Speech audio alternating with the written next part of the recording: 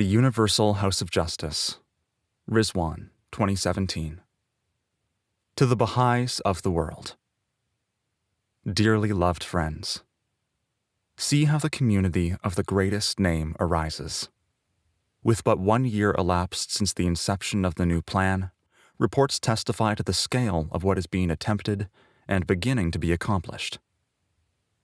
Bringing greater intensity to 5,000 programs of growth is demanding a level of effort quite without precedent. With a firm grasp of the fundamentals of the plan, large numbers of the friends are acting on its requirements, demonstrating rigor and sacrifice in the quality of their response. As envisaged, some intensive programs of growth that have been long sustained are becoming reservoirs of knowledge and resources, lending support to surrounding areas and facilitating the rapid dissemination of experience and insight. Centers of intense activity, those neighborhoods and villages where the community building work is most concentrated, are proving to be fertile ground for collective transformation. An expanded and invigorated legion of auxiliary board members and their assistants are stimulating the endeavors of the believers, helping them acquire a vision of how to advance the growth process in various circumstances and identifying approaches that suit the conditions in each cluster. Supported by their respective national spiritual assemblies, regional Baha'i councils are learning how the momentum of the plan can be built across a range of clusters simultaneously, while in some smaller countries without councils, new entities at the national level are starting to do the same. Although, as would be expected of any organic process, the swift progress being witnessed in some places is yet to appear in others, the total number of intensive programs of growth in the world is already beginning to mount. Further, we rejoice to see that participation in the activities of the plan surged markedly during its first 4 cycles. The signs could hardly be more promising, then, for what the coming year might bring. And what could be more fitting to offer the Blessed Beauty on the 200th anniversary of his birth than the earnest striving of his loved ones to extend the reach of his faith? The first of the 2 bicentenaries to be celebrated by the Baha'i world is thus an occasion with prospects most thrilling. Viewed aright, this year presents the single greatest worldwide opportunity there has ever been for connecting hearts to Baha'u'llah.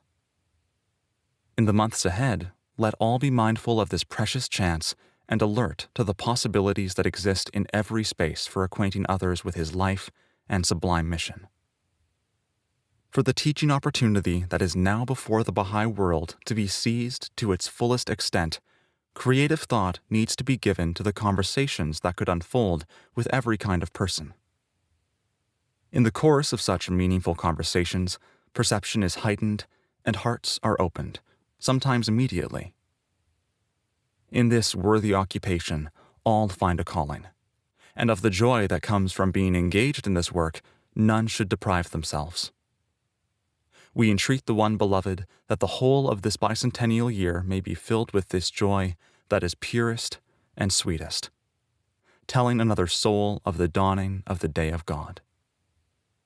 The obligations that must be met by the company of the faithful are made the more pressing by the confusion, distrust, and cloudiness in the world.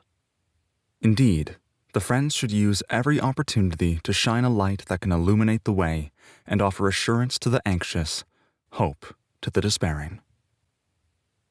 We are reminded of the counsel given by the Guardian to one Baha'i community in words that seem intended for our own time. As the fabric of present-day society heaves and cracks under the strain and stress of portentous events and calamities, as the fissures accentuating the cleavage separating nation from nation, class from class, race from race, and creed from creed, multiply, the prosecutors of the plan must evince a still greater cohesion in their spiritual lives and administrative activities, and demonstrate a higher standard of concerted effort, of mutual assistance, and of harmonious development in their collective enterprises. Always emphasizing the spiritual significance of the work of the faith and the single-minded resolve with which the believers are to discharge their sacred duties, Shoghi Effendi warned, too, against having any share in political controversies, entanglements, and bickerings. Let them rise above all particularism and partisanship, he urged on another occasion.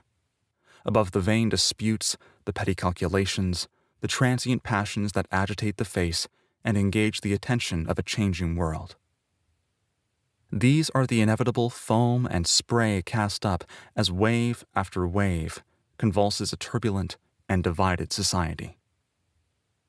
Too much is at stake to be occupied with distractions of this kind. As every follower of Baha'u'llah knows well, humanity's ultimate well-being is dependent upon its differences being transcended and its unity firmly established. Every contribution Baha'is make to the life of their society is aimed at fostering unity. Every community-building endeavor is directed towards the same end. For those tired of contention, the communities growing under the shadow of the greatest name offer a potent example of what unity can achieve. We render praise to the Lord of Lords at seeing so many of his loved ones, in so many ways, giving their all, that the banner of the oneness of humankind may be raised aloft. Most cherished friends, as a highly auspicious year now commences, might not each one of us contemplate what heavenly deeds His grace may aid us to perform? Signed, the Universal House of Justice.